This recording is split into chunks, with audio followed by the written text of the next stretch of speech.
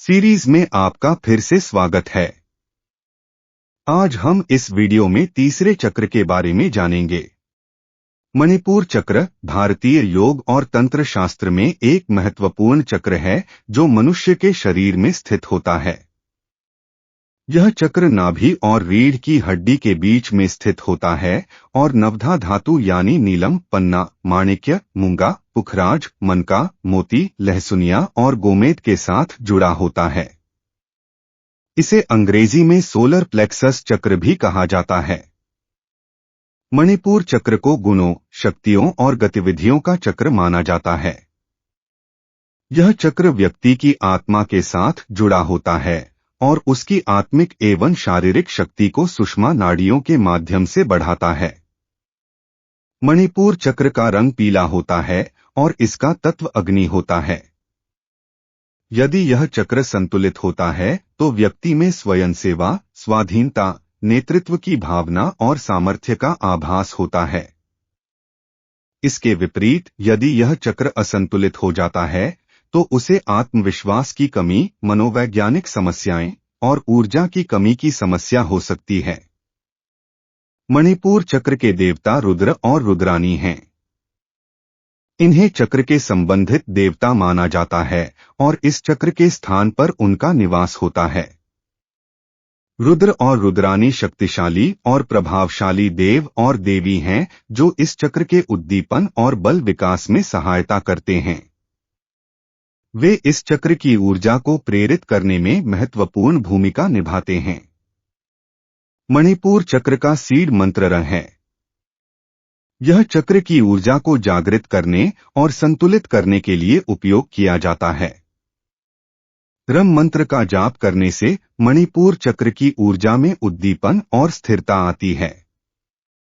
आप इस मंत्र को ध्यान में लेकर जप कर सकते हैं या इसकी आवाज को सुनकर भी इसकी ऊर्जा को अनुभव कर सकते हैं। मणिपुर चक्र की 10 पंखुड़ियां गहरे नीले या काले रंग की होती हैं, जैसे कि भारी बादलों से भरी हुई होती हैं, और उनमें निम्नलिखित स्वरों अक्षरों के चिन्ह लिखे होते हैं: दं, ढण, न, तन, थन, दं, धन, न, प और फ। मणिपुर चक्र साधना एक उच्च तंत्रिक कार्य है जिसमें मन, शरीर और आत्मा को संतुलित करने के लिए चक्र की ऊर्जा का उपयोग किया जाता है।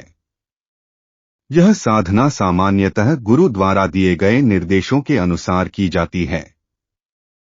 साधना के लिए एक शांत और पवित्र स्थान चुनें जहां आप अविच्छिन्न ध्यान कर सकें। एक स्थिर आसन अपनाएं, जैसे कि पद्मासन, सुखासन या वज्रासन। आसन को सुव्यवस्थित और सामरिक बनाएं। शरीर और मन की शुद्धि के लिए प्राणायाम तकनीकों जैसे कि अनुलोम विलोम, कपालभाति, ब्रह्मरी आदि का अभ्यास करें। मणिपुर चक्र के लिए संबंधित मंत्रों का जाप करें, जैसे कि रंग या अन्य संबंधित मंत्र। इसे मंत्र की मध्यम गति में जपें और इसकी ऊर्जा को अपने अंतर्मन में समर्पित करें। चक्र के बीज मंत्र, रंग और संबंधित ध्येय चित्रों की ध्यान मुद्रा करें।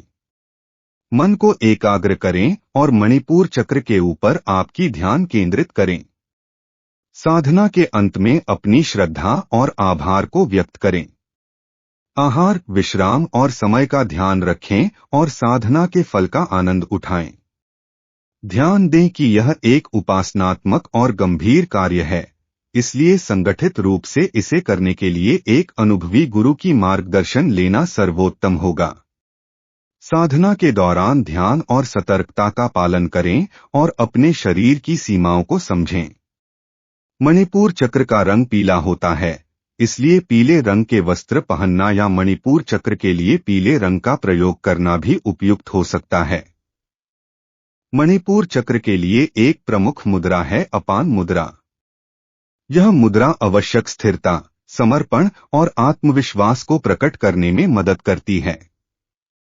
इसे करने के लिए अपने दोनों हाथों को अपने घुटनों पर रख लें और हथेलियां आकाश की तरफ होनी चाहिए।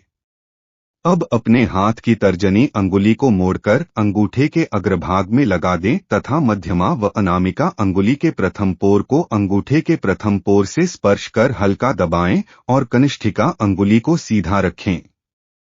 इस अवस्था में कम से कम 48 मिनट तक रहना चाहिए। इस वीडियो में इतना ही। हमारे साथ बने रहने के लिए धन्यवाद। रोचक सामग्री प्राप्त करने के लिए सब्सक्राइब करना न भूलें। आपसे अगली वीडियो में मिलते हैं।